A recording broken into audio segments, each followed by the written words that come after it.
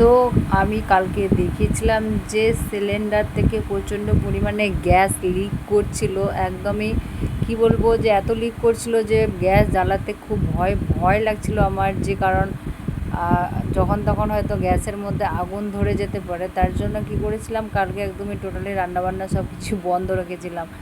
তো কালকে আবার গ্যাসটা ঠিক করে নিয়েছি, কারণ গ্যাস যদি বন্ধ থাকে তাহলে খাবার দাবার কী করে তৈরি করব, ঠিক না? তো কালকে গ্যাসটা ঠিক করেছি।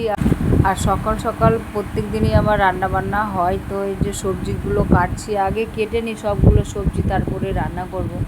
তো ডিম সিদ্ধ চাপিয়েছি, আজকে রান্না করব ডিম। আর এগুলো মানে কি নাম, এগুলো লম্বা লম্বা, আমি জানি না, কাঁকরোল না কি। তো এগুলো করব ভাজা, এগুলো বলে পেঁয়াজ দিয়ে কিনা ভাজা, যে ভাজা খেতে খুব ভালো লাগে। আমি তো কোনোদিনও খাইনি, প্রথমবার খাবো। তো ছোটো ছোটো করে কেটে নিয়েছি আর পেঁয়াজও কেটেছি। তো রান্না করব আজকে ডিমের ঝোল, আর এগুলো ভাজা আর পটল ভাজা।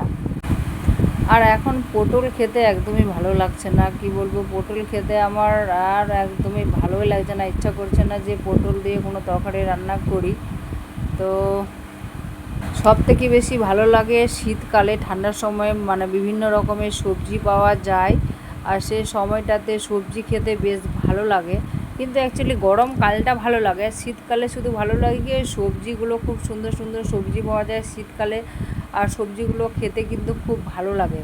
এই জিনিসটাই শুধু শীতকালে ভালো লাগে, কিন্তু আমাকে শীতকাল একদমই ভালো লাগে না, গরমটাই বেশি ভালো লাগে। কিন্তু শীতকালে তোমার সবজি খাওয়ার জন্য আমার খুব ভালো লাগে শীতকালটা।